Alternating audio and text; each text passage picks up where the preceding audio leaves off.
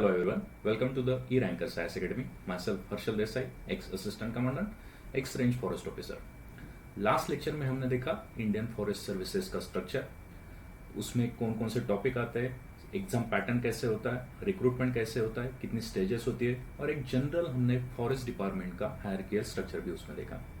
तो आज के लेक्चर में हम देखेंगे फॉरेस्ट ऑप्शनल के बारे में, इसका सिलेबस भी डिकोड करेंगे and why forest is the best optional, ये भी हम आज इस लेक्चर में समझ लेंगे। Okay, so let's start with the lecture. तो ऑप्शनल सब्जेक्ट्स हमने लास्ट स्लाइड में भी देखा था, लास्ट लेक्चर में कितने ऑप्शनल सब्जेक्ट है, टोटल 14 ऑप्शनल सब्जेक्ट हमें यूपीएससी ने प्रोवाइड किए गए हैं यूपीएससी द्वारा। तो out of 14 optional subject you have to choose 2 optional subjects, right. तो आज का ये जो पर्टिकुलर लेक्चर है इसमें हम सिर्फ और सिर्फ फोकस करेंगे फॉरेस्ट्री ऑप्शनल पे कि फॉरेस्ट्री ऑप्शनल क्यों इतना इंपॉर्टेंट है और फॉरेस्ट्री ऑप्शनल में ही ज्यादा से ज्यादा सिलेक्शन क्यों होते हैं। उसका सिलेबस हम डिकोड करेंगे, उसके रेफरेंस मटेरियल आपको क्या क्या यूज करना है वो मैं आज बताऊंगा, नोट्स कहाँ से मिलेंगे। एट द ई-रैंकर साइंस एकेडमी हम फॉरेस्ट्री ऑप्शनल का कोर्स कैसे कंडक्ट करने वाले हैं, आपको उसमें क्या क्या चीजें मिलेंगी, ये सभी चीजें आज हम इस इंट्रोडक्टरी लेक्चर में, जिसमें हम फॉरेस्ट्री ऑप्शनल का सिलेबस डिकोड करेंगे, उसमें देखने वाले हैं। ओके, तो let's proceed. Total forestry optional syllabus में 16 टॉपिक है। तो फॉरेस्ट्री ऑप्शनल जो है वो 2 पेपर में डिवाइड किया गया है, पेपर 1 एंड पेपर 2। पेपर 1 में 2 सेक्शन है, section A and section B. Likewise paper 2 में भी 2 सेक्शन है, section A and section B. Each section has 4 topic, right. Section A में 4 टॉपिक होंगे, सेक्शन बी में 4 टॉपिक, सेक्शन ए में paper 2 के सेक्शन ए में 4 टॉपिक और पेपर 2 के सेक्शन बी में भी 4 टॉपिक होंगे। तो सेक्शन ए में, पेपर 1 के सेक्शन ए में जो 4 टॉपिक है वो है आपके silviculture general, silviculture system, silviculture of mangrove and cold desert and silviculture of trees. Okay, उसके बाद पेपर 1 सेक्शन बी में जो 4 टॉपिक है उसमें आते हैं agro forestry, social forestry, joint forest management and tribology. उसके बाद आता है second topic forest soil and soil conservation and watershed management. Third topic आता है environmental conservation and biodiversity. Fourth topic आता है tree improvement and seed technology. Paper second जो है ये काफी टेक्निकल पेपर है और काफी इजी भी है। सेक्शन ए में 4 टॉपिक आते हैं, forest management and management system, forest working plan, forest mensuration and remote sensing and last topic section 1 का होता है surveying and forest engineering. Okay, paper 2 का सेक्शन भी जो है उसमें आते हैं forest ecology and ethnobotany, forest resources and utilisation, forest protection and wild life biology and last topic आता है फॉरेस्ट इकोनॉमिक्स एंड लेजिस्लेशन। तो ये टोटल 16 टॉपिक हमारे सिलेबस में मेंशन किए गए हुए हैं जो पेपर 1 एंड पेपर 2 में डिवाइड किए। Each paper has 8 topics. Okay, proceeding to the next lecture, sorry next slide. तो इसमें why forestry is the best optional, बहुत सारे आपके सीनियर जो सिलेक्ट हुए वो भी आपको बताते होंगे कि why forestry is the best optional. तो एक्चुअल में ज्यादा हाइप नहीं करूंगा, लेकिन फॉरेस्ट्री ऑप्शनल पर्टिकुलर जिन स्टूडेंट्स ने सिलेक्ट किया गया है, जिन स्टूडेंट द्वारा सिलेक्ट किया गया है, उसमें से around 50% students final merit list में सिलेक्ट हुए, अराउंड 50%। और ये मैं नहीं कह रहा हूं, जो यूपीएससी का एनुअल रिपोर्ट है 2021, 21 एंड 22 उसमें ये चीजें मेंशन किए गए हुए हैं। तो मैं आपको चीजें भी दिखाऊंगा। तो देखते हैं कि why forestry is the best optional. First point, highest success ratio. कितना सक्सेस रेशियो है?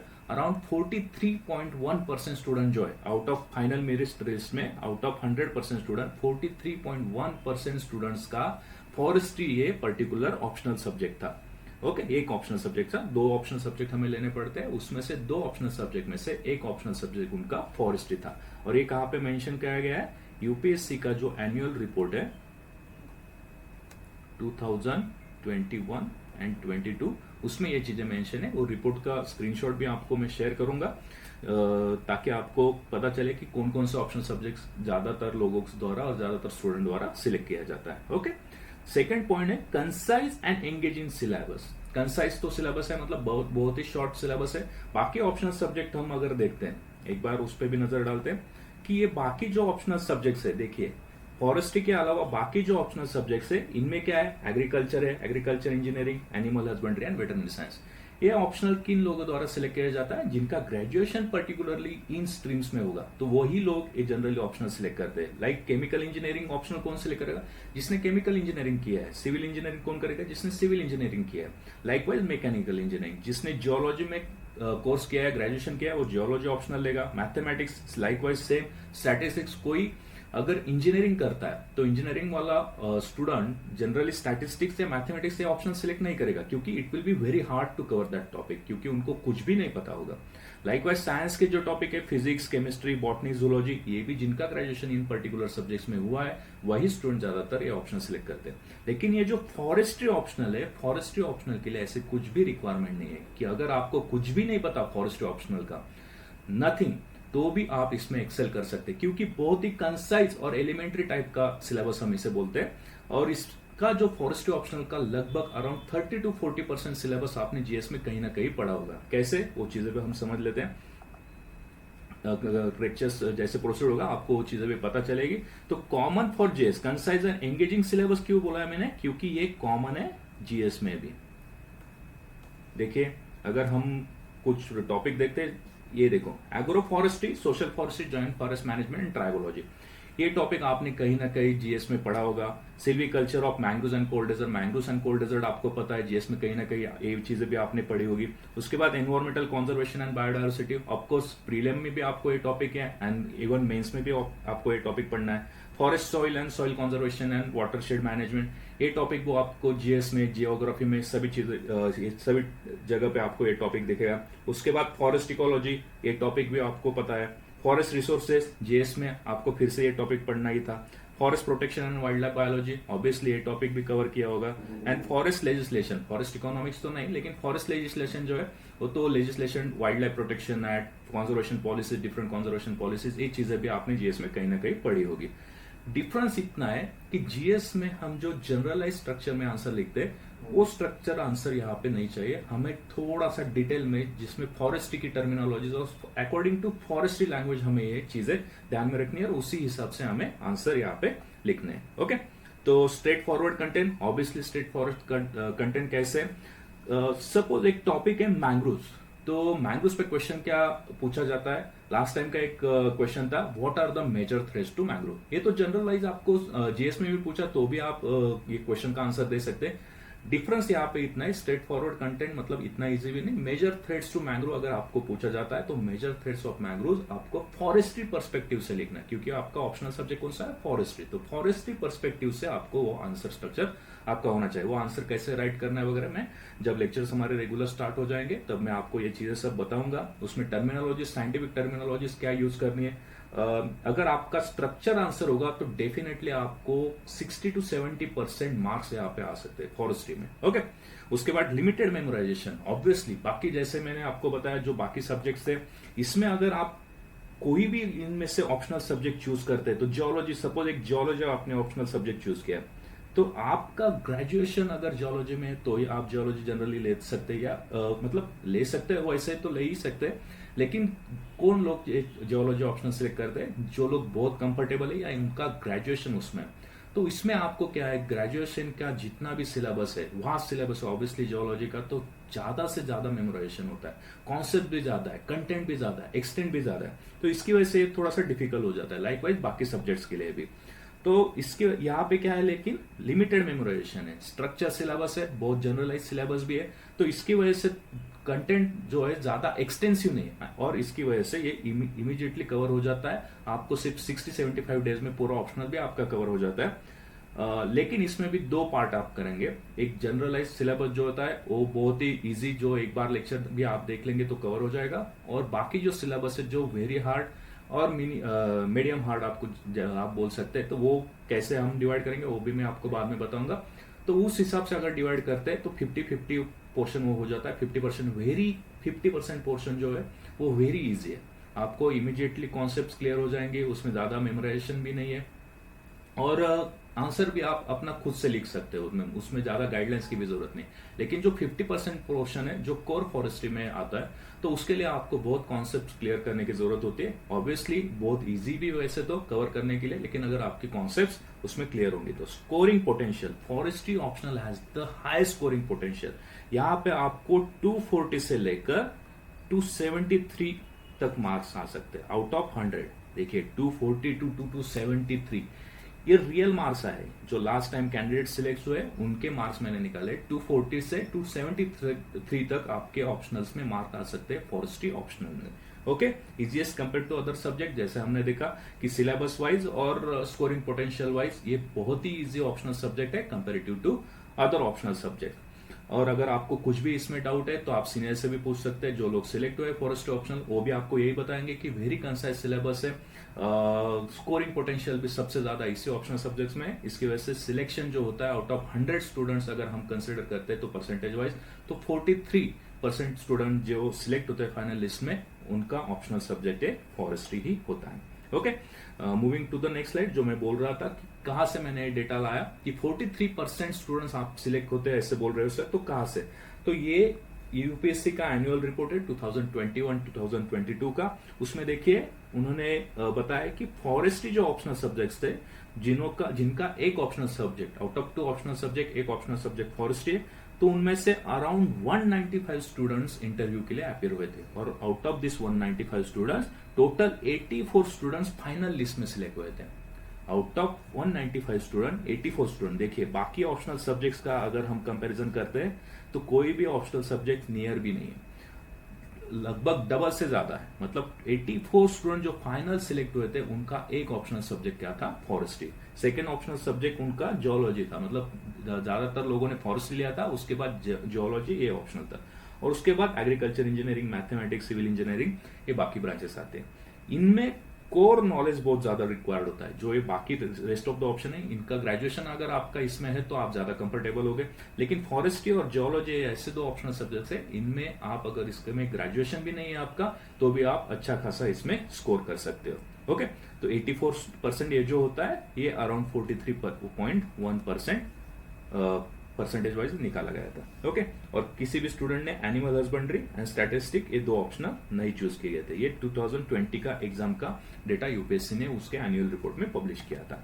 ओके, तो ये एआईआर ऑल इंडिया रैंक 1 का मार्कशीट है। वो कैंडिडेट थे ऋषि कुमार। उनका पहला ऑप्शनल था फॉरेस्ट्री और दूसरा ऑप्शनल था मैथमेटिक्स। तो फॉरेस्ट्री ऑप्शनल 1 पेपर 1 में उनको आए थे 114 मार्क्स, पेपर 2 में आए थे 128 मार्क्स। तो वो क्यूमुलेटिव कितना होता है? 242 मार्क्स आउट ऑफ 400। तो उनको 242 मार्क्स, देखिए अराउंड अप्रोक्स अगर हम निकालते हैं तो 60% के अराउंड उनको मार्क्स थे सिर्फ ऑप्शनल सब्जेक्ट फॉरेस्ट्री में। तो आउट ऑफ 1400 उनको टोटल मिला था 1010 मार्क्स। तो 1010 मार्क्स में उन्होंने काफी अच्छा लीड सिर्फ फॉरेस्ट्री ऑप्शनल द्वारा अचीव किया गया था उनके द्वारा। तो इसी की वजह से उनका रैंक ऑल इंडिया रैंक 1 था। ओके, तो इंटरव्यू में भी उनको अच्छे खासे मार्क्स आए थे 225 मार्क्स आउट ऑफ 300। तो ये भी एक उनका प्लस था। तो कोई भी स्टेज आपको लाइटली नहीं लेना है, मतलब सिर्फ ऑप्शनल पे फोकस किया और फॉरेस्ट्री इंटरव्यू में या पर्सनालिटी टेस्ट पे ज्यादा मतलब फोकस नहीं किया तो ऐसे नहीं चलेगा। आपको फॉरेस्ट्री ऑप्शनल, सेकंड ऑप्शनल जो भी होगा उस पर भी प्रॉपर फोकस करना है। जनरल नॉलेज और जनरल इंग्लिश का जो मैंने सिलेबस लास्ट लेक्चर में डिकोड किया था उस पर भी आपको फोकस करना है और प्रॉपर उसी की तरह आपको इंटरव्यू में भी उस पर फोकस करना है। ओके, तो ये फॉरेस्ट्री ऑप्शनल सिलेबस का कोर्स हमने जो डिजाइन किया गया है या जो हम अभी टीचिंग करने वाले हैं इसका, तो ये किस किस एग्जाम्स के लिए इंपॉर्टेंट है, मतलब कौन से स्टेट पीसीएस के लिए भी ये लाइकवाइज इंपॉर्टेंट है। तो फॉरेस्ट्री ऑप्शनल सब्जेक्ट बहुत सारे फॉरेस्ट सर्विसेज के स्टेट एग्जाम में भी इंक्लूड है और रिटर्न पैटर्न कहाँ पे वो देखेंगे। यूपीएससी का तो हमें पता है कि यूपीएससी में फॉरेस्ट्री ऑप्शनल सब्जेक्ट्स दिया हुआ है। Likewise MPSC, Maharashtra public service commission, इन दोनों का जो फॉरेस्ट्री ऑप्शनल सिलेबस है ये सेम है, अप्रोक्स नहीं, एग्जैक्टली सेम है। दोनों का फॉरेस्ट्री ऑप्शनल का सिलेबस सेम ही है। मतलब जो लोग यूपीएससी के लिए प्रिपेयर कर रहे हैं और महाराष्ट्र स्टेट से बिलोंग करते हैं तो वो सीरियसली महाराष्ट्र पीसीएस का फॉरेस्ट्री एग्जाम भी दे सकते हैं क्योंकि सिलेबस कंप्लीटली सेम है। तो इसकी वजह से उनको अलग से कुछ प्रिपरेशन करना नहीं है। लाइकवाइज जो लोग महाराष्ट्र पब्लिक सर्विसेज कमीशन का फॉरेस्ट्री एग्जाम्स का प्रिपरेशन कर रहे हैं वो likewise UPSC Indian forest services का भी एग्जाम देख सकते हैं क्योंकि सिलेबस कंप्लीटली सेम है। तो और गुजरात पीसीएस का, ओडिशा पीसीएस का, उत्तर प्रदेश पीएससी का, उसके बाद कर्नाटका पीएससी का, तमिलनाडु पीएससी का और उसके बाद वेस्ट बंगाल पीएससी का, इनका सिलेबस जो है वो लगभग सेम ही है फॉरेस्ट्री ऑप्शनल और सभी का सिलेबस रिटर्न है, ऑब्जेक्टिव नहीं है, डिस्क्रिप्टिव पैटर्न इनका एग्जाम में है। तो सेकंड आता है फॉरेस्ट्री ऑप्शनल सिलेबस। यहाँ पे जो पीछे हमने स्लाइड देखी, इन सभी स्टेट का डिस्क्रिप्टिव पैटर्न है, और यहाँ पे ये जो बाकी स्टेट्स हैं जिनका फॉरेस्ट सर्विसेज है उनमें ऑब्जेक्टिव पैटर्न ऑफ एग्जाम है, like Madhya Pradesh public service commission, Haryana public service commission, Chhattisgarh public service commission, Bihar public service commission, Telangana public service commission and Rajasthan public service commission. ये जो बाकी स्टेट्स है इनका जो सिलेबस है वो ऑब्जेक्टिव पैटर्न है, अभी तक ऑब्जेक्टिव है। उनका भी चल रहा है कि शायद इन कमिंग डेज यूपीएससी के पैटर्न वाइज ये भी लोग डिस्क्रिप्टिव पैटर्न फॉरेस्ट सर्विसेज के लिए लॉन्च कर सकते हैं। ओके, तो अगर आप फॉरेस्ट्री ऑप्शनल का ये भी कोर्स कर लेते हैं तो ये कोर्स लगभग सारे फॉरेस्ट सर्विसेज स्टेट पीसीएस का है, उनके लिए भी आपको यूजफुल होने वाला है। ओके, तो ये जो सिलेबस हमने देखा पेपर 1 एंड पेपर 2, पेपर 1 में 8 topics section A and section B को मिला के, पेपर 2 में भी 8 टॉपिक सेक्शन है सेक्शन बी को मिला के, 3 में से 9 टॉपिक ऐसे जो कंप्लीटली बहुत ही इजी होंगे, और बाकी जो टॉपिक बचते हैं 7 टॉपिक्स, तो उनको हम डिवाइड कर सकते हैं medium to hard difficulty level में। लेकिन अगर उनका भी कॉन्सेप्चुअल क्लैरिटी आपके पास है तो मुझे नहीं लगता आपको डिफिकल्ट होगा। तो इसमें से इजी टॉपिक पहला कौन सा है, silviculture of mangroves and cold desert. जैसे मैंने पहले ही बताया था, मैंग्रोव्स एंड कोल्ड डेजर्ट आपने कहीं ना कहीं जीएस में भी पढ़ा है, लेकिन यहाँ पे सिर्फ हमें क्या करना है, फॉरेस्ट्री पर्सपेक्टिव से उसको देखना है, फॉरेस्ट्री अकॉर्डिंग फॉरेस्ट्री लैंग्वेज में उसको आंसर्स वहां पे लिखने हैं, और साइंटिफिक टर्मिनोलॉजीज भी यूज करना, इतना ही डिफरेंस है। बाकी कोर्स स्ट्रक्चर जो होगा वो सेम ही होगा। ओके, उसके बाद सिल्वीकल्चर ऑफ ट्रीज, आपने कहीं पे भी ये टॉपिक नहीं पढ़ा होगा, लेकिन इसको इजी मैं क्यों बोल रहा हूँ, क्योंकि यहाँ पे हमें 32 फॉरेस्ट प्लांट्स का स्टडी करना है, सिल्वीकल्चर स्टडी करना है। तो 32 प्लांट्स को हम ऐसे स्ट्रक्चर में डिजाइन करेंगे, इसमें सिर्फ मगअप का काम है, कॉन्सेप्ट्स बिल्कुल भी नहीं, सिर्फ मगअप करना है। ये जो कंटेंट है silviculture of trees, 32 plant species हम देखेंगे कि उसको सिर्फ मगअप करना है। अगर अच्छे से आपने मगअप कर लिया तो समझ लीजिए 8 to 16 मार्क्स आपके फिक्स है। तो वो कैसे करना है, मगअप कैसे करना है, उसका आंसर स्ट्रक्चर कैसे होगा, किस तरह से आपको आंसर लिखना है, ये सभी चीजें मैं बताऊंगा। लेकिन कंपैरेटिवली बहुत ही इजी टॉपिक है, क्योंकि सिर्फ मगअप करना है। एक बार अगर आप समझ जाओगे कि कैसे आंसर स्ट्रक्चर होना चाहिए इसमें, तो ये टॉपिक भी आपके लिए बहुत ईजी होगा। उसके बाद agro forestry, social forestry, joint forest management and tribology, ये भी टॉपिक आपने ज्योग्राफी में कहीं ना कहीं पढ़ा होगा या एनवायरमेंट में कहीं ना कहीं पढ़ा होगा, तो ये टॉपिक भी बहुत ही ईजी है। उसके बाद forest soil, soil conservation and watershed management. Soil का टॉपिक तो आपका ज्योग्राफी में भी है जीएस का, लेकिन यहाँ पे थोड़ा सा एक्सटेंसिव स्टडी हम करेंगे कि फॉरेस्ट में इसका इंपॉर्टेंस बहुत ज्यादा है सॉइल का, तो इसकी वजह से थोड़ा सा एक्सटेंसिव स्टडी करेंगे, लेकिन इजी है, कंपैरेटिवली बहुत ही इजी है, इसमें कुछ भी ज्यादा डिफिकल्ट लेवल नहीं है। उसके बाद आता है environmental conservation and biodiversity, GS में आपने ये सेम टॉपिक पढ़ा है। उसके बाद आता है पेपर सेकंड में section B, forest ecology and ethnobotany, ये भी कंपैरेटिवली इजी है। उसके बाद forest resources and utilisation, forest resources and utilisation, कौन कौन से फॉरेस्ट रिसोर्सेस है, उसमें 3 टाइप आते हैं, non timber forest product, timber forest products and उसके बाद मिनरल्स। तो इन तीनों का हम स्टडी करेंगे, और उस पर स्ट्रेट फॉरवर्ड क्वेश्चन पूछे गए, क्वेश्चंस भी हम नेक्स्ट स्लाइड में देखेंगे, तो उसमें ज्यादा डिफिकल्ट लेवल वैसे भी नहीं है। उसके बाद आता है forest protection and wild life biology, ये भी एक इजी टॉपिक है, and forest economics and legislation. अब फॉरेस्ट इकोनॉमिक्स एंड लेजिस्लेशन, ये जो लास्ट वाला टॉपिक है, ये थोड़ा सा डिफरेंट है कि इसमें 2 टाइप के क्वेश्चन पूछे जाते हैं। अगर सपोज एक वाइल्ड लाइफ प्रोटेक्शन एक्ट हम लेते हैं, तो स्ट्रेट फॉरवर्ड कंटेंट पूछा जाएगा कि what are the provisions of wildlife protection act, या फिर कोई तो एक सेक्शन दिया जाएगा उसके बारे में आपको लिखना होगा, या फिर एक एनालिटिकल क्वेश्चन भी पूछा जाता है। एनालिटिकल क्वेश्चन में क्या पूछा जाएगा, is there any significance of wildlife protection act in today's world, और वाइल्ड लाइफ प्रोटेक्शन एक्ट जो नीड्स थी उसको लॉन्च करने के लिए वो केटर कर रहा है कि नहीं, ये एनालिटिकल क्वेश्चन होगा। तो ये सभी क्वेश्चन भी हम उसमें देखेंगे, और उसी तरह इसका स्टडी भी करेंगे, स्ट्रेट फॉरवर्ड क्वेश्चन क्या पूछे जा सकते हैं, और लाइकवाइज इसमें कॉन्सेप्चुअल क्वेश्चन या फिर एनालिटिकल क्वेश्चन क्या पूछे जा सकते हैं। ओके, तो देखते हैं सिलेबस, फॉरेस्ट्री ऑप्शनल का सिलेबस हम डिकोड करेंगे अभी। पेपर 1 में सेक्शन 1 पहले देखेंगे हम। सेक्शन 1 में आता है आपका सिल्वी कल्चर। तो बेसिकली सिल्वी कल्चर मतलब क्या होता है, सिल्वी मतलब फॉरेस्ट्री और कल्चर मतलब उसका केयर करना। तो सिल्वी कल्चर होता है practice and controlling of establishment, growth, composition, health and quality of forest to meet the diverse needs. That is the purpose of silviculture. तो सिल्वीकल्चर में क्या देखने वाले हैं हम, 4 टॉपिक होते हैं जनरली सिल्वीकल्चर में। एक रीजनरेशन हम देखेंगे। रीजनरेशन मतलब जनरेशन तो आपको पता है, लेकिन अगर उसका हार्वेस्ट किया गया, फॉरेस्ट का हार्वेस्ट किया गया, 2 रीजन हो सकते हैं। एक मैन मेड हार्वेस्टिंग भी होता है जो ह्यूमंस द्वारा किया जाता है, या फिर नेचुरली भी डिस्ट्रॉय होता है। तो उसके बाद क्या करना है, हमें उसका रीजनरेशन करना है। रीजनरेशन मतलब क्या, वो जो फॉरेस्ट डिस्ट्रॉय हो गया है या वो लैंड क्लियर की गई है, तो उसको हमें रीजनरेट करना है। तो इसके भी 2 तरीके होते हैं, regeneration, establishment of new trees. तो रीजनरेशन में एक आर्टिफिशियल रीजनरेशन और दूसरा होता है natural regeneration. Artificial regeneration human द्वारा किया जाएगा। नेचुरल रीजनरेशन अगर नेचुरल कॉज की वजह से फॉरेस्ट डिस्ट्रॉय हुआ है तो नेचुरल रीजनरेशन ऑटोमेटिकली वहां पे हो जाएगा। अगर रीजनरेशन किया है उसके बाद क्या करना है, हमें टेंडिंग करना है। टेंडिंग मतलब क्या होता है, care of the forest. Tending layman language में आप समझ लीजिए कि to promote the growth and health of the forest and we have to take care of it. तो टेंडिंग में कितने टॉपिक आते हैं, पहला आता है थिनिंग।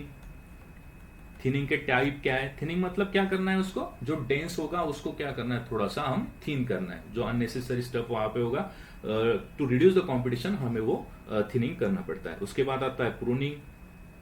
तो प्रूनिंग के टाइप्स क्या क्या है, different types of pruning. And उसके बाद आता है controlling paste and diseases. Okay, ये डिफरेंट टॉपिक हमें सेकंड टॉपिक टेंडिंग के अंदर देखने। उसके बाद आता है हार्वेस्टिंग। तो रीजनरेशन कर लिया, उसके बाद टेंडिंग, उसका केयर भी कर लिया, फॉरेस्ट ग्रोथ हो गया, प्रॉपर एस्टेब्लिश हो गया, तो उसको हम क्या करेंगे, हार्वेस्ट भी करेंगे। हार्वेस्ट में क्या आता है, फिर different types of harvesting method भी आते हैं। उसमें आता है क्लियर कटिंग, उसके बाद आता है शेल्टरवुड कटिंग और एक आता है सिलेक्टिव कटिंग। इसके डिफरेंट टाइप्स हम डिटेल में देखने ही वाले हैं। वैसे तो एक यहाँ पे जनरल आइडिया आपको होना चाहिए, इसकी वजह से मैं ये चीजें बता रहा हूं। और उसके बाद आता है सस्टेनेबिलिटी भी मेंटेन करनी है। ये चीजें तो करेंगे ही, रिजनरेशन करेंगे, टेंडिंग करेंगे, हार्वेस्टिंग भी करेंगे, लेकिन हार्वेस्टिंग करने के साथ हमें सस्टेनेबिलिटी भी उसमें मेंटेन करनी है। तो ये चीजें हम यहाँ पे देखने वाले हैं। ओके, तो नेक्स्ट स्लाइड आता है previous years question on silviculture. Silviculture पे क्या क्या क्वेश्चन पूछे गए, explain the silviculture practices that help in the modification of site factors in forestry. तो सिल्वीकल्चर प्रैक्टिसेस के बारे में क्वेश्चन पूछा गया, तो जो हेल्प करेंगे साइड फैक्टर। साइड फैक्टर क्या होता है, ये चीजें भी हम देखेंगे। तो साइड फैक्टर इंप्रूव करने के लिए कौन सी सिल्वीकल्चर प्रैक्टिसेस यूजफुल है, तो वो उसके बारे में क्वेश्चन पूछा गया।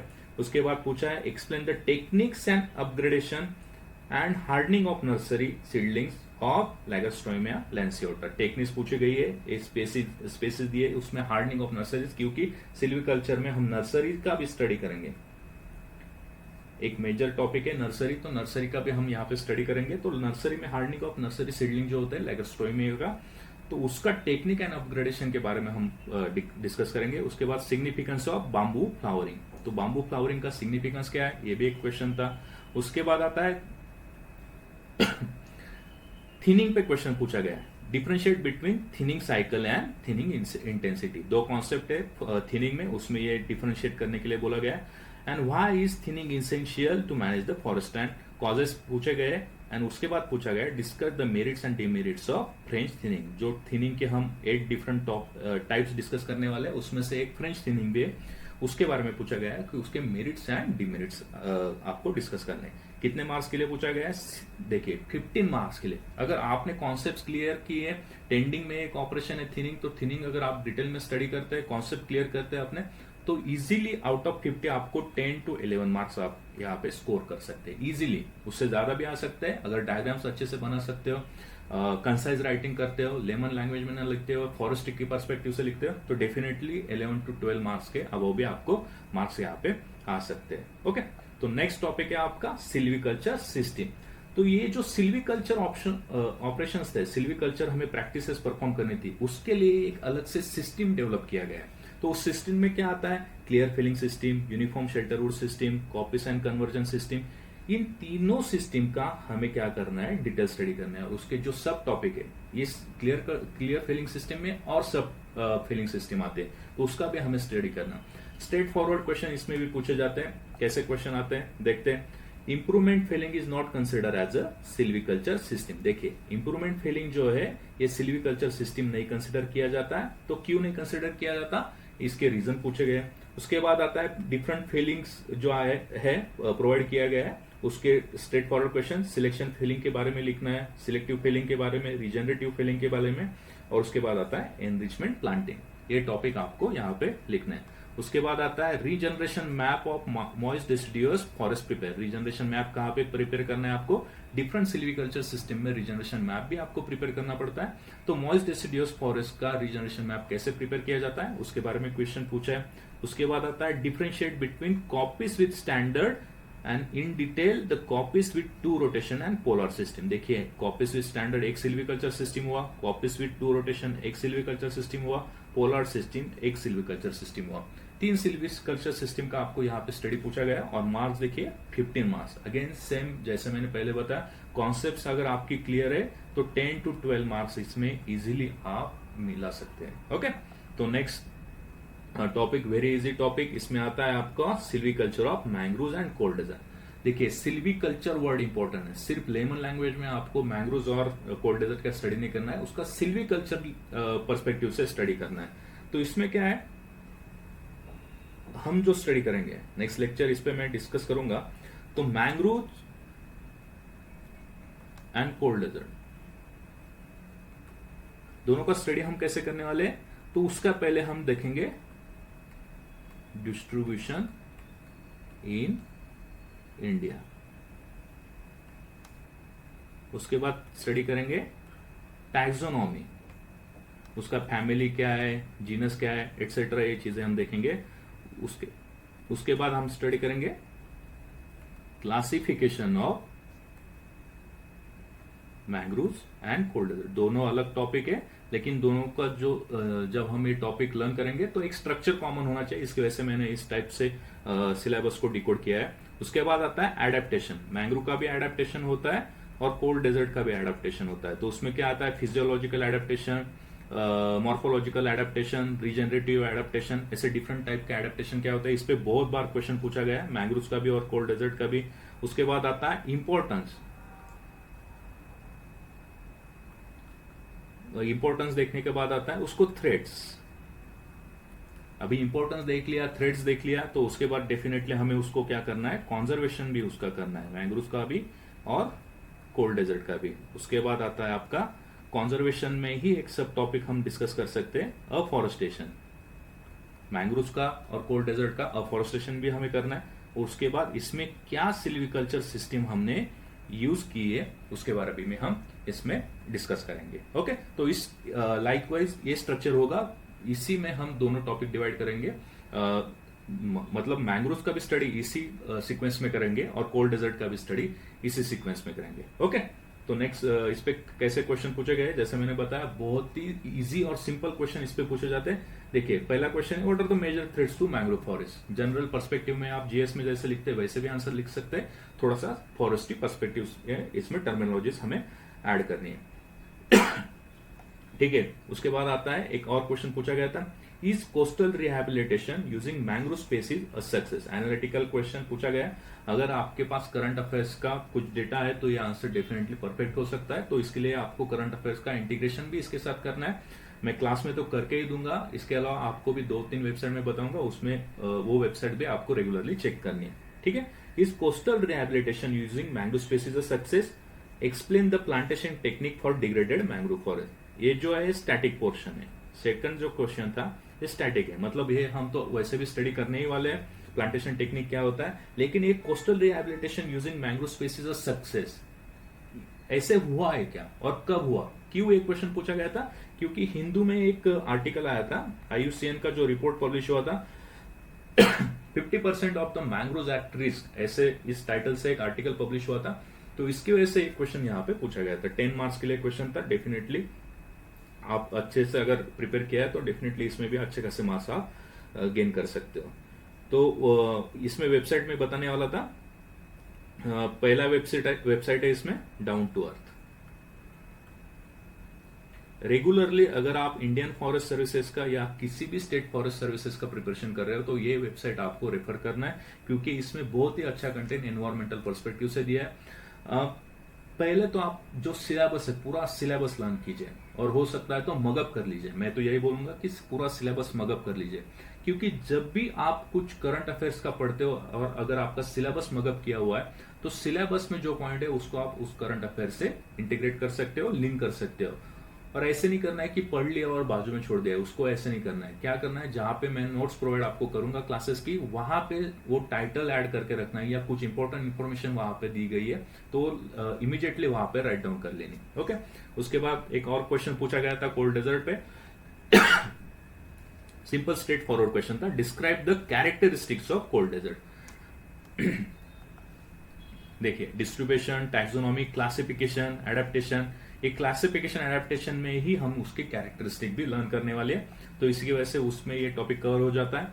How does choice of species play important role in cold desert afforestation programme. देखिए, अफॉरेस्टेशन अगेन हम अफॉरेस्टेशन भी देखने वाले हैं, मैंग्रोव्स का, कोल्ड डेजर्ट का। तो उसमें एक क्वेश्चन पूछा गया था, how are cold desert areas afforested. Okay, 15 marks के लिए क्वेश्चन था। 100% ये 10 मार्क्स 15 मार्क्स के लिए एक क्वेश्चन तो इसमें होता ही है, तो इसमें आप बहुत अच्छा चांस होता है आपके लिए कि आउट ऑफ मार्क्स भी इसमें आप गेन कर सकते हो। तो उसके बाद आता है आपका next topic, that is your silviculture of trees. Silviculture of specific plants हमें मेंशन किए गए हैं। यहाँ पे 32 प्लांट स्पेसिस हमें प्रोवाइड की गई है। कितनी? 32 प्लांट स्पेसिस। और इस 32 प्लांट स्पेसिस के अलावा और 3 प्लांट स्पेसिस हमें स्टडी करनी है, क्योंकि इसके अलावा इन 3 प्लांट स्पेसिस पे भी क्वेश्चन पूछा गया है। तो पहले आते हैं एबिस पिंड्रो, एडिना, कॉर्डिफोलिया, उसके बाद मिलिया डुबिया। इन 3 स्पेसिस का भी हमें स्टडी करना है, मतलब टोटल हमें 35 स्पेसिस का स्टडी करना है। मैंने पहले पीछे स्लाइड्स में बताया कि ये टॉपिक भी इजी है। इजी क्यों है? क्योंकि इसमें सिर्फ मगअप आपको करना है। लेकिन मगअप कैसे करोगे? इतने 35 स्पेसिस है, 35 स्पेसिस का मगअप करने के बाद भी इंटरमिक्सिंग हो सकता है, तो इसके लिए आपको न्यूमोनिक्स डेवलप करने पड़ेंगे और एक स्टैंडर्ड स्ट्रक्चर इसमें होना चाहिए। स्टैंडर्ड स्ट्रक्चर में ही बोल रहा हूं, क्यों? तो देखिए, इसमें हम स्टडी कैसे करेंगे। पहले तो हम देखेंगे कि नेम, उस प्लांट स्पेसिस का नेम तो मेंशन किया ही होगा एग्जाम में, लेकिन उसका अगर साइंटिफिक नेम वहां पे दिया है तो आपको उसका इंग्लिश नेम भी लिखना है। और अगर आप स्टेट पीसीएस का एग्जाम राइट डाउन कर रहे हो फॉरेस्ट्री से रिलेटेड, तो उसमें स्टेट में जो उसका नाम दिया है पर्टिकुलर स्पेसिस का, तो वो भी लिखना है। तो अभी देखिए, यहाँ पे एबिस पिंड्रो का हमने मेंशन किया है। ये एबिस पिंड्रो, इसका साइंटिफिक नेम तो एबिस पिंड्रो है, लेकिन इसमें इंग्लिश नेम क्या है इसका? सिल्वर। ओके, इस टाइप से आपको उसका पहले तो नाम से स्टार्ट करना है, उसके बाद उस पर्टिकुलर प्लांट का फैमिली मेंशन करना है। लाइक पिनेसिया फैमिली है, लेगुमिनेशिया फैमिली है, डिफरेंट जो फैमिलीज है वो हमें वहां पे लर्न करने हैं। उसके बाद आता है उसका डिस्ट्रीब्यूशन कहाँ है इंडिया में, और अगर आप पर्टिकुलर स्टेट पीसीएस का एग्जाम दे रहे हो तो उसमें स्टेट में कहाँ कहाँ वो डिस्ट्रीब्यूट है। उसके बाद आता है फिजियोनॉमी। फिजियोनॉमी मतलब species particular features, striking features हम इससे बोलते हैं। तो स्पेसीज का कोई अगर स्ट्राइकिंग फीचर है तो उसका भी हम स्टडी करेंगे और वो याद रखेंगे। उसके बाद आता है फेनोलॉजी। फेनोलॉजी मतलब life cycle of that particular species. उसके बाद आते हैं सिल्वीकल्चर कैरेक्टरिस्टिक। उसके बाद आता है नर्सरी टेक्निक। नर्सरी में हम उसको कैसे ग्रो करेंगे, उसकी टेक्निक्स यहाँ पे डिस्कस कर रहे हैं। उसके बाद आता है उसका प्रोपोगेशन कैसे करेंगे। प्रोपोगेशन मतलब जो 2 टाइप होते हैं, आर्टिफिशियल रिजनरेशन, नेचुरल रिजनरेशन, कौन सी सिस्टम ज्यादा उसमें यूजफुल होगी। उसके बाद आता है सिल्वीकल्चर सिस्टम कौन सी यूज करेंगे। और 10 पॉइंट आता है आपका उस पर्टिकुलर स्पेसीज का यूटिलाइजेशन क्या होगा। ये 10 टॉपिक है, मतलब अगर कोई भी स्पेसिस, समझ लो आप एबिस पिंडरो के बारे में स्टडी करने वाले, तो एबिस पिंडरो पे क्वेश्चन अगर पूछा जाता है तो उसमें आपको पहले उसका scientific name, English name and state name अगर कोई होगा तो वो लिखना है। उसके बाद वो कौन से फैमिली से बिलोंग करता है, उसके बाद उसका डिस्ट्रीब्यूशन, इंडिया में कहाँ का डिस्ट्रीब्यूशन है, पर्टिकुलर स्टेट्स में कहाँ का डिस्ट्रीब्यूशन है। उसके बाद फिजियोग्नोमी उसका लिखना है, कुछ स्पेशल स्ट्राइकिंग फीचर्स होंगे तो। उसके बाद फिनोलॉजी के बारे में लिखना है, फिनोलॉजी मतलब उसका लाइफ साइकिल कैसा है डेवलपमेंट का। उसके बाद silviculture characteristic, nursery technique, propagation कैसे, artificial natural regeneration, silviculture system कौन कौन सी यूज की गई है, और लास्ट उसमें लिखना है उसका यूटिलाइजेशन कहाँ कहाँ होता है। ओके, एक सिंपल क्वेश्चन यहाँ पे डिस्कस कर लेते हैं। Explain the silviculture technique of the following species. कौन कौन से स्पेसिस दिए हमें, Dalbergia sissoo and Eucalyptus tereticornis. Syllabus में मेंशन है क्या ये स्पेसिस, देखते हैं। देखिए, Dalbergia sissoo and Eucalyptus species, इन दोनों, इसमें से सिर्फ ये 3 स्पेसिस जो सिलेबस में मेंशन है इसी का स्टडी हमें एडिशनल करना है। बाकी स्पेसिस तो है लेकिन उसके अलावा इस पे भी क्वेश्चन पूछे गए तो इसका भी स्टडी हम साइमल्टेनियसली कर लेंगे। ओके, तो सिंपल क्वेश्चन था, सिल्वीकल्चर टेक्निक्स हमें यहाँ पे पूछे गए। अगर सिल्वीकल्चर टेक्निक पूछा गया, देखिए सिल्वीकल्चर कैरेक्टरिस्टिक्स एंड टेक्निक जो पूछे गए तो इस पे ही डेटा लिखना है, बाकी सभी चीजें मतलब नेम और फैमिली लिखना है, लेकिन सिल्वीकल्चर कैरेक्टरिस्टिक या टेक्निक पे हमें ज्यादा वहां पे फोकस करना होगा। ओके, तो सेक्शन ए कंप्लीट हो गया। सेक्शन बी में हमें आता है agro forestry, social forestry, JFM, joint forestry, joint forest management and tribology. 4 topic यहाँ पे स्टडी करने, वेरी इजी। उसमें सभी को हम जनरलाइज स्ट्रक्चर में करेंगे कि objective, what are the objective of agroforestry, what are the objective of social forestry, what are the objective of joint forest management, उसके बाद scope, necessity, role and types। इस जनरलाइज स्ट्रक्चर में ये first 3 topic जो है agro forestry, social forestry, joint forest management study करेंगे। उसके बाद ट्राइबोलॉजी भी एक इजी टॉपिक है। ट्राइबोलॉजी में हम देखेंगे कि डिफरेंट ट्राइबल का प्रेजेंट स्टेटस क्या है, रेसेस का मतलब रेसेस कॉन्सेप्ट क्या है, प्रिंसिपल ऑफ सोशल ग्रुपिंग क्या होता है, ट्राइबल्स की इकोनॉमी, एजुकेशन, कल्चरल ट्रेडिशंस वगैरह, इनके बारे में भी हम देखेंगे। एक जनरलाइज स्ट्रक्चर यहाँ पे भी हम डेवलप करेंगे। इसमें क्वेश्चन कैसे पूछे गए देखते हैं। How does agro forestry help to achieve the United Nation sustainable development goal. Analytical question, what are the differences between, जैसे हमने डिस्कस किया कि सभी के हम टाइप्स भी देखने वाले, मतलब एग्रो फॉरेस्ट्री के टाइप, सोशल फॉरेस्ट्री और जॉइंट फॉरेस्ट मैनेजमेंट पे, तो उस पर क्वेश्चन पूछा गया है differences between traditional agro forestry and ethno agro forestry. ये 2 अलग अलग टाइप्स होते हैं, इनका डिफरेंस हमें यहाँ पे डिफरेंशिएट करने। वैसे ही explain the brief below ground and above ground tree crop interaction in agro forestry system. उसके बाद आता है what are the constraints in value chain under the industrial agro forestry. Industrial agro forestry again एक agro forestry system ही है। उसके बाद आता है discuss the key problems to expand the tree cover in urban area. Social forestry में urban areas का भी फॉरेस्ट्री हम देखेंगे, उसी पे एक क्वेश्चन पूछा गया था। Explain the role of urban trees in abating the soil pollutants, how it is helpful, social forestry is helpful to abate the soil pollutants. Participatory forestry management is a success, joint forest management पे एक question था। Participatory forest management is a successful programme, तो ये illustrate करना है with example. जो मैंने बोल रहा था कि अगर इंटीग्रेट करते हो आप करंट अफेयर, डेफिनेटली अगर एग्जांपल रियल लाइफ और रिसेंट एग्जांपल अगर आप प्रोवाइड कर सकते हो तो आपको यहाँ पे लेवरेज होगा।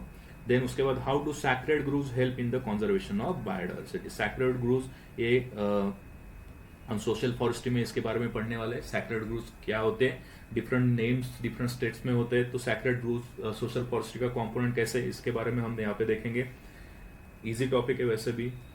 उसके बाद आता है कि forest soil conservation and watershed management. Forest soils में हम देखेंगे classification, factors affecting soil formation and 3 different properties, physical, chemical and biological properties. Physical properties 8 to 9 physical properties हम देखेंगे, chemical 4 to 5 physical chemical properties and 3 to 4 biological properties का भी हम यहाँ पे स्टडी करने वाले, क्योंकि फॉरेस्ट का मीडियम जो है, ग्रोथ का मीडियम जो है या एरिया, वहां पे जहां पे फॉरेस्ट ग्रो होता है तो वो सॉइल होता है, इसकी वजह से ये टॉपिक भी इंपॉर्टेंट है।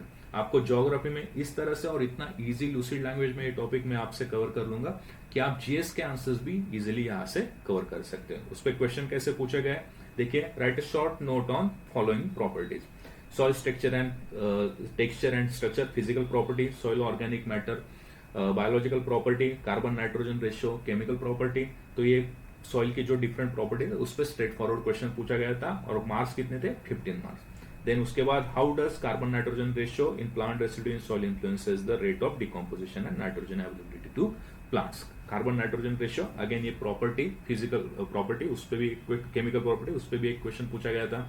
उसके बाद और एक क्वेश्चन था, explain the principle of bio engineering measures for soil and water conservation. जो सेकंड सिलेबस पॉइंट था सॉइल कंजर्वेशन, इसमें इस पे टॉपिक पे एक क्वेश्चन पूछा गया था, write in brief 4 common bio engineering techniques for hill and slope stabilisation works using the plants. उसके बाद और एक क्वेश्चन था, explain the role of mycorrhiza in plant growth and development of forest. Mycorrhiza कहाँ पे, सॉइल में, तो different types of mycorrhiza भी हम यहाँ पे स्टडी करेंगे। उसके बाद और एक क्वेश्चन था, give a detail profile of soil. Soil profile, simple structure जो है सॉइल प्रोफाइल और सॉइल हॉरिजॉन जिसे हम बोलते हैं, उसका डिटेल प्रोफाइल उन्होंने ड्रॉ करने के लिए बोला था और उसका हर एक का हमें फंक्शन भी लिखना है, ठीक है।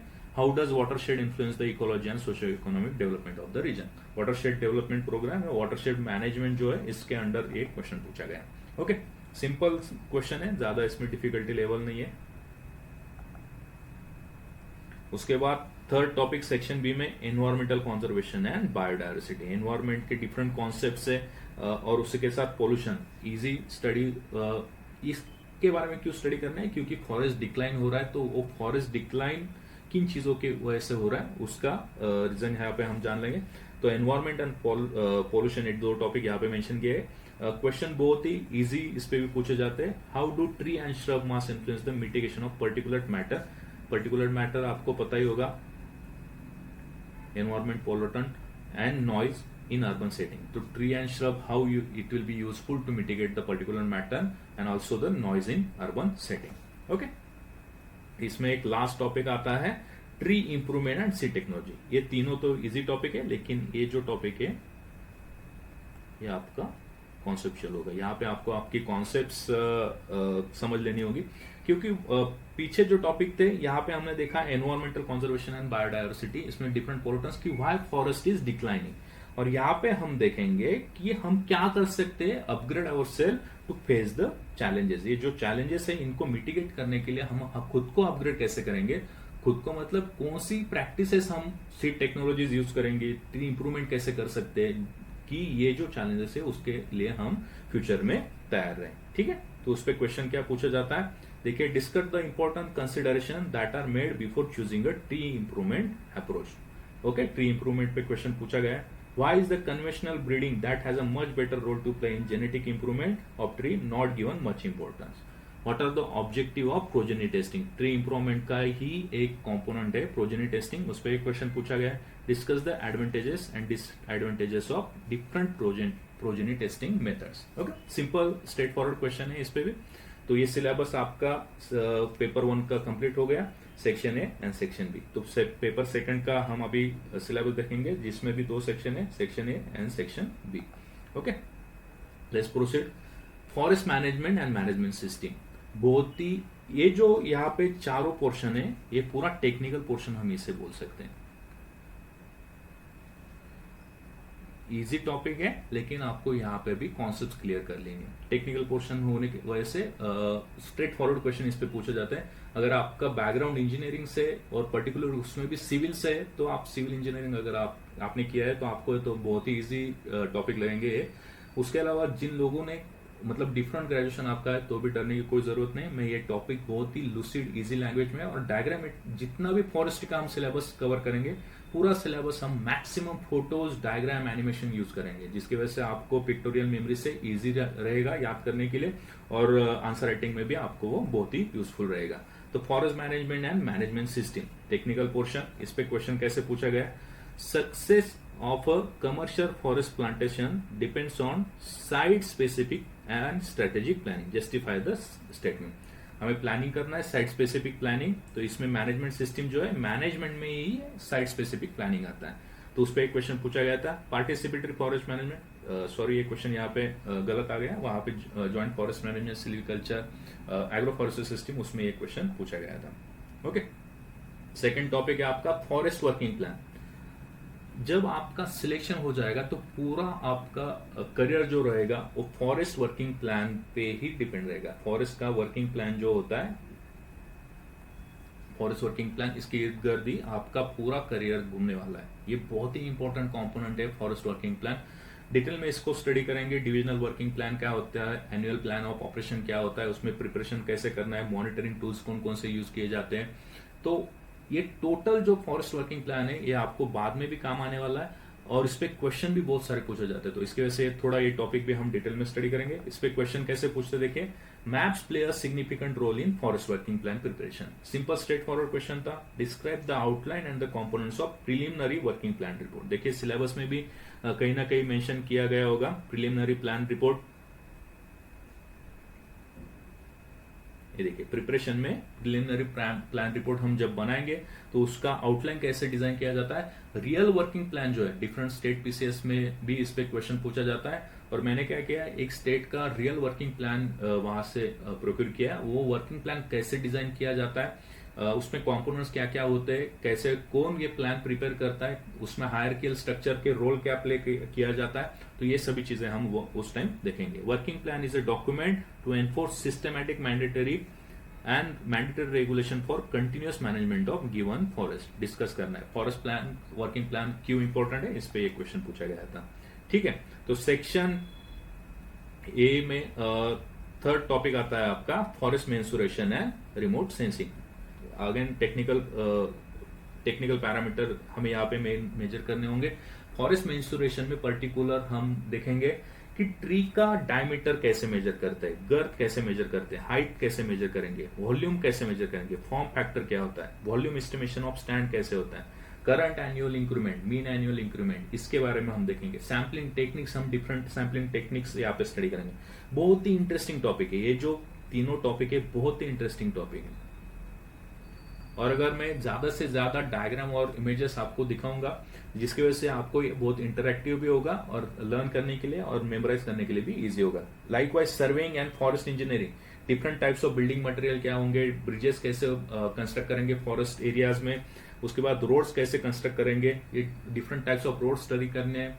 इस वजह से ये टॉपिक ज्यादा इंटरेस्टिंग होता है, बहुत इजी भी हम इसे बोल सकते हैं। Explain artificial form factor, absolute form factor, normal form factor and form question. तो बेसिकली इसमें फॉर्म फैक्टर पे क्वेश्चन पूछा गया है कि फॉर्म फैक्टर क्या होता है, उसके डिफरेंट टाइप्स हमें यहाँ पे एक्सप्लेन करने हैं। Describe the tangent method use to calculate the height of trees. Different methods हम ट्री की हाइट मेजर करने के लिए, गर्थ मेजर करने के लिए, डायमीटर मेजर करने के लिए, फॉर्म फैक्टर मेजर करने के लिए हम डिफरेंट मेथड्स यूज करते हैं। उसमें से एक मेथड उन्होंने पूछा है कि टैंजेंट मेथड जो हाइट ऑफ ट्रीज कैलकुलेट करने के लिए यूज किया जाता है, उसके बारे में हमें यहाँ पे इंफॉर्मेशन लिखनी है। लेवल ग्राउंड और स्लोपिंग ग्राउंड, तो लेवल ग्राउंड पे टैंजेंट मेथड कैसे यूज होता है और स्लोपिंग ग्राउंड पे टैंजेंट मेथड कैसे यूज होता है, उसके बारे में एक क्वेश्चन था। उसके बाद पूछा गया describe the graphical method to preparation of volume table. देखिए वॉल्यूम टेबल का भी यहाँ पे ये देखिए वॉल्यूम ऑफ ट्रीज जब हम कैलकुलेट करेंगे तभी हम volume of trees volume table भी स्टडी करेंगे। क्या होता है वॉल्यूम टेबल, कैसे प्रिपेयर किया जाता है, उसमें इंस्ट्रूमेंट क्या होते हैं, उसका सिग्निफिकेंस क्या है, ये सभी चीजें यहाँ पे स्टडी करेंगे। उसके बाद application of remote sensing and GIS, जो एक और टेक्निकल पोर्शन हमें मेंशन किया गया था रिमोट सेंसिंग, तो रिमोट सेंसिंग पे भी एक क्वेश्चन पूछा गया था, application of remote sensing and GIS which helps to cover the forest cover monitoring, which helps to use forest cover monitoring. Okay?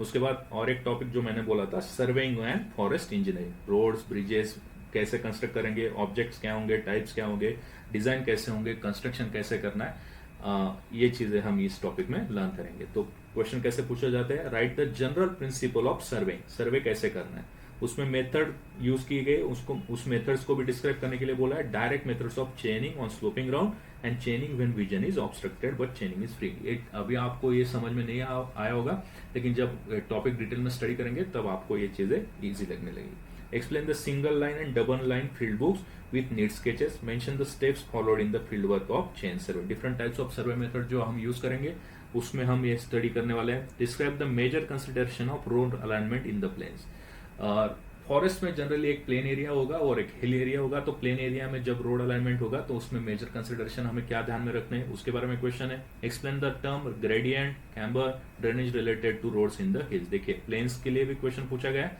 Likewise hills के लिए भी क्वेश्चन पूछा गया है। 8 मार्क्स के लिए ये क्वेश्चन था। ओके, नेक्स्ट सेक्शन बी में भी 4 टॉपिक। सेक्शन बी में फर्स्ट टॉपिक है आपका फॉरेस्ट इकोलॉजी और उसके बाद इथनोबॉटनी। इथनोबॉटनी क्या होता है?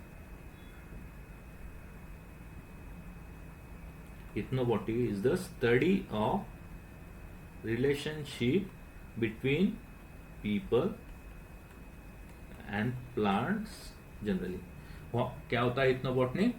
इथनोबॉटनी होता है, इथनो मतलब ह्यूमन बीइंग एंड बॉटनी मतलब रिलेशनशिप, बॉटनी मतलब related to plants, relationship between human and plants using how plants different मतलब plants focus on how different cultures use and perceive the plants.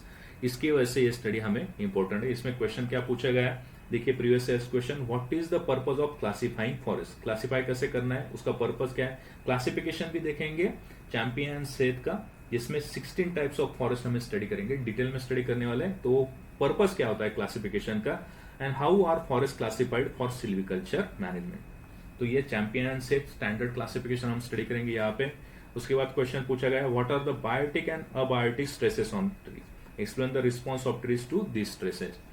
What are the commensalism, amensalism, mutualism and symbiosis, and write down the function of an ecosystem. Describe the principles of Ayurvedic system of treatment, right scientific names of 5 common tree species in Ayurveda. तो scientific names तो लिखनी है और simultaneously 1-2 उसके uses भी हम यहाँ पे लिखेंगे।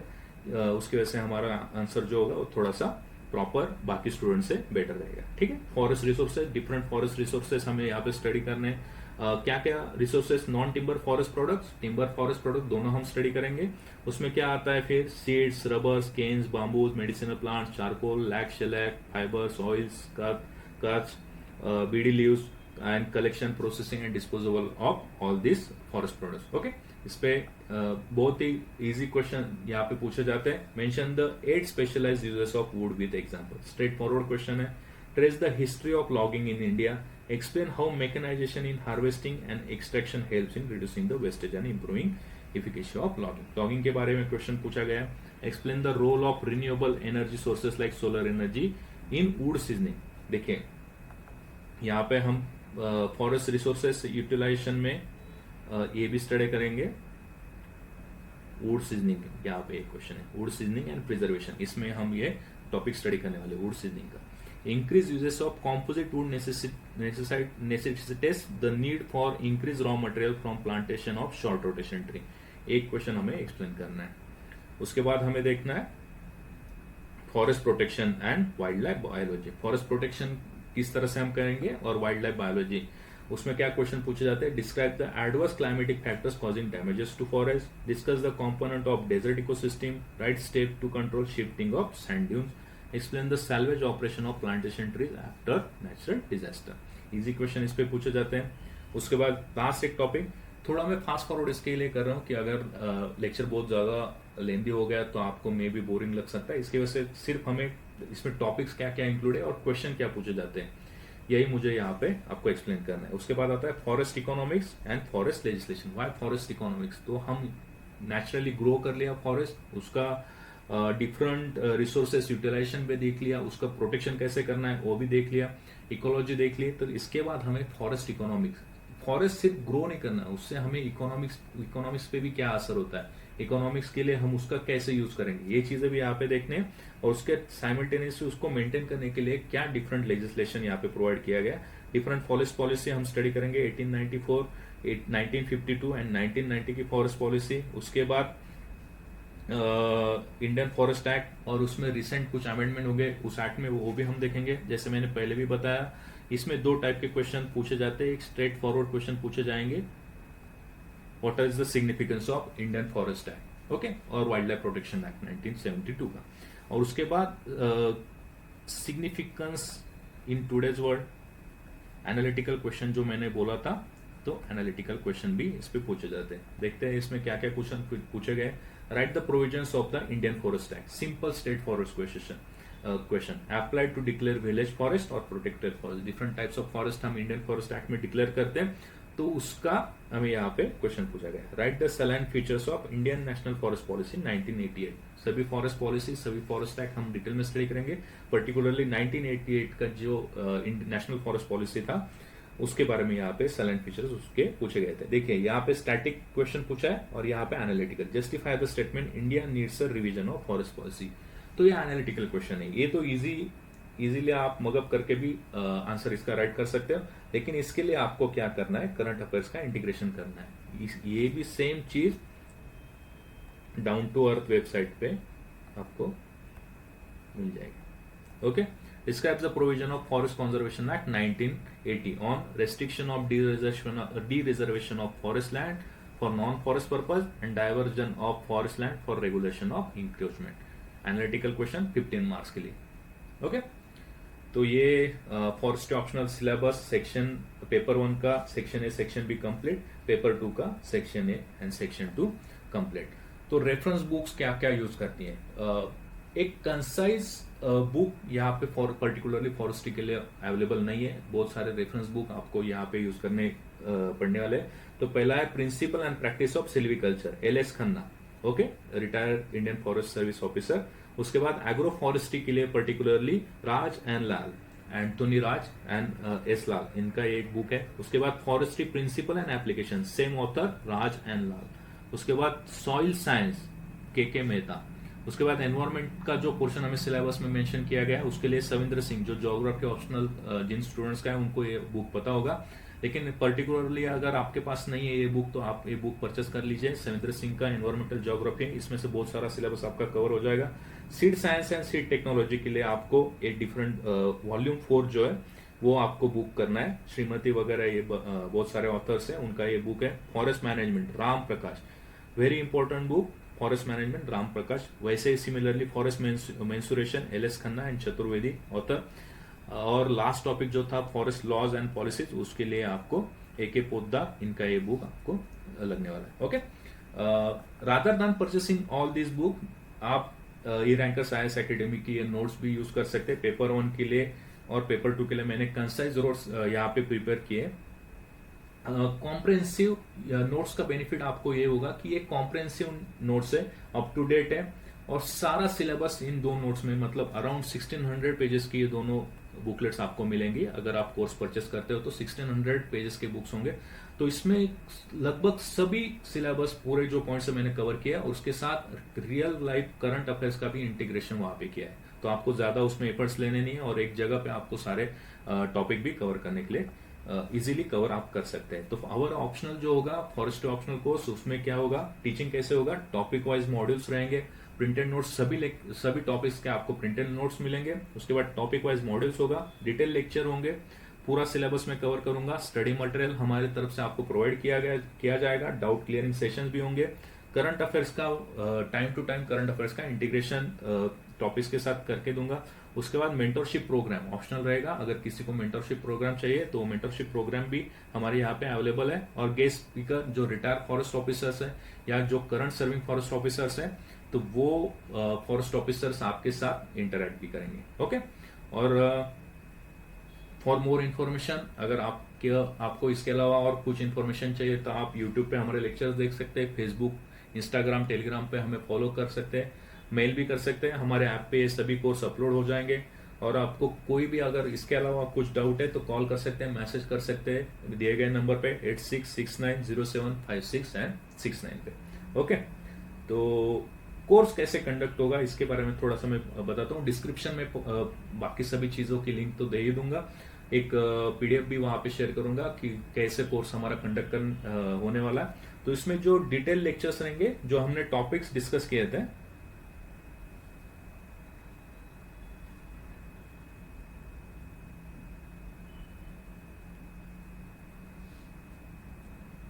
ये जो इजी टॉपिक्स हैं यहाँ पे दिख रहे हैं इजी टॉपिक, तो ये जो इजी टॉपिक होंगे इसके रिकॉर्डेड लेक्चर्स आपको मिलेंगे। जितने भी इजी टॉपिक है, ये 9 इजी टॉपिक आपको ये रिकॉर्डेड लेक्चर्स में प्रोवाइड करूंगा। उसका ड्यूरेशन कितना होगा, वॉच टाइम कितना होगा, ये सभी चीजें मैंने उस पीडीएफ में जो यहाँ पे डिस्क्रिप्शन बॉक्स में मैं प्रोवाइड करने वाला हूँ, वहाँ पे इसके डिटेल्स मिल जाएंगे। इसके अलावा ये जो थोड़े से medium to hard difficult level topic है, silviculture general, silviculture system, tree improvement and seed technology, technical portion में forest management and management system, forest working plan, forest mensuration and remote sensing, surveying and forest engineering, ये जो rest of the 7 topics है, इनको detail time ज्यादा मिलने की वजह मिलना चाहिए, इसकी वजह से मैं ये इनके ऑनलाइन लाइव लेक्चर्स लेने वाला हूँ। ठीक है, ऑनलाइन लाइव लेक्चर्स इसके होंगे।